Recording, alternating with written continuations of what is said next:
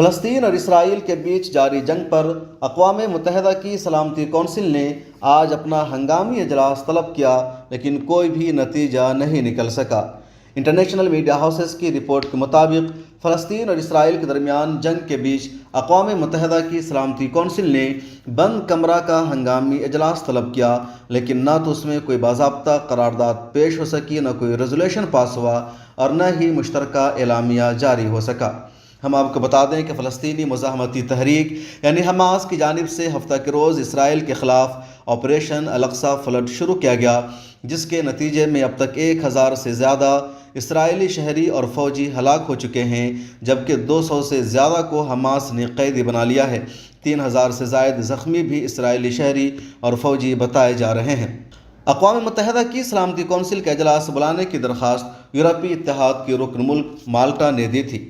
International news agency AFP کے مطابق اجلاس میں شریک متعدد ممبران نے حماس کی جانب سے اسرائیل پر حملے کی مذمت کی، لیکن کسی بھی مشترکہ اعلامیے پر اتفاق نہیں ہو سکا۔ سینئر امریکی سفارتکار رابرٹ ووٹ نے بند کمرے میں ہونے والے اجلاس کے بعد نامہ نگاروں کو بتایا کہ حماس کے حملوں کی مذمت کرنے والے ممالک کی ایک اچھی تعداد ہے، لیکن ظاہر ہے کہ یہ سارے نہیں ہیں۔ ووٹ نے روس کی طرف واضح اشارہ کرتے ہوئے کہا کہ آپ شاید میرے کچھ کہے بغیر ان میں سے ایک کا پتہ لگا سکتے ہیں۔ سفارتکاروں نے کہا کہ سلامتی کونسل نے کسی بھی مشترکہ بیان پر غور نہیں کیا، ایک لازمی قرارداد تو دور کی بات ہے۔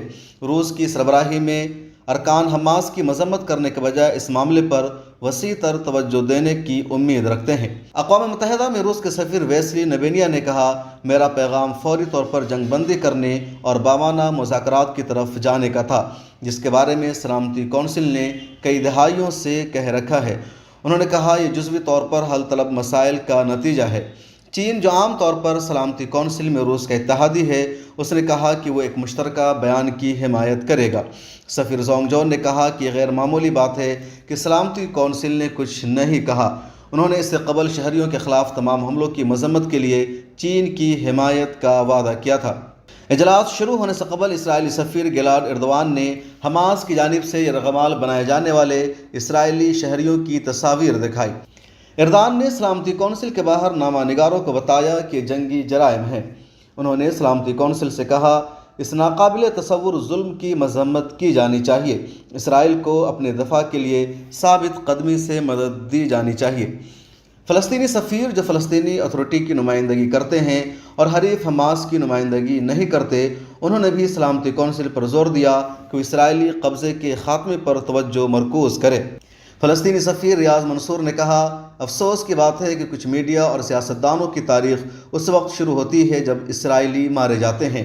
یہ وقت اسرائیل کے خوفناک انتخاب کی حمایت کرنے کا نہیں، یہ وقت اسرائیل کو یہ بتانے کا ہے کہ اسے اپنا راستہ تبدیل کرنا چاہیے۔ امن کا ایک راستہ ہے جہاں نہ تو فلسطینی مارے جائیں اور نہ ہی اسرائیلی۔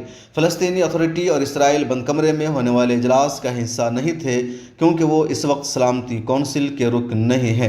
بیورو رپورٹ، ملت ٹائمز۔